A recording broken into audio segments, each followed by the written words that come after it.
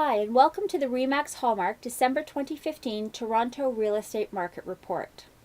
December sales were the second best ever, and annual sales were the highest ever at the Toronto Real Estate Board. I'll comment more on that in this broadcast as we go through the market report. So let's review some of the Toronto Real Estate Board statistics and see what's happened. Sales were up 11% for December compared to last year, with 4,945 houses and condominiums changing hands in all the districts. This was the second best December on record, just barely behind 5,541 sales back in 2009. Sales are actually up almost 22% above the last 15-year average.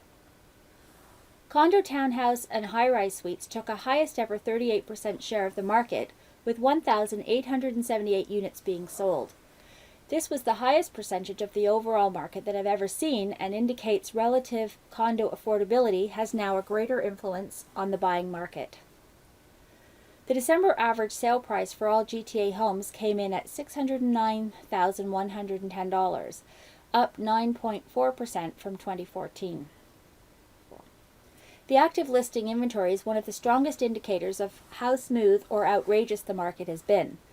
We had a 34% decline in inventory for the month of December compared to historical numbers, and lower by 10.7% from last year at this time. The sales to listings, or percent chance of selling ratio, is how we determine what type of market we're actually in. 24 to 28% is a neutral market, below 24% is a buyer's market, and above 28% is a seller's market. In December, that ratio finished at 54.1%, up 12% from last year's result. We're still into very busy seller market territory, even this late in the year. The days on market average for Toronto homes was 29. So let's look at what's happening in the downtown Toronto condominium market. West of Yonge and south of Bloor in the CO1 Treb district, the average sale price for December was just under $457,400. That average moved up 3.4% from the same time last year. With 257 condo sales in the month, the numbers were up 18% compared to 2014. There were 860 active listings on the market in December, about the same as last year. The ratio of sales to listings was 29.9%, which puts CO1 just edging into seller market territory. The average days on market came in at 38, 5 days slower than last month.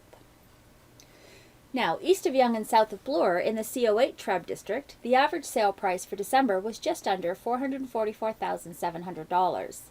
That number was up just fractionally compared to 2014. And with 93 condo sales in the month, the numbers were up 31% from last year. There were 200 active listings on the market in December, down 15% from 2014. The ratio of sales to listings was 46.5% for the month. That number puts CO8 into busy seller market territory and 16% higher than last year. The average days on market came in at 31, 1 day slower than last month. The Toronto Real Estate Board had 101,299 sales for 2015, making it a record year for houses and condos sold. This year's result exceeded sold homes in 2014 by over 8,400. For the entire year, condo sales in CO1 were up 18.8%, while sales in CO8 rose by 15.6%. Expect condo sales in 2016 to maintain and gain market share, primarily because of affordability. For example, the average sale price of a Toronto detached home in December was $1,039,600, while the semi-detached average was $743,700. Contrast that with the Toronto condominium apartment average selling price of $400,088.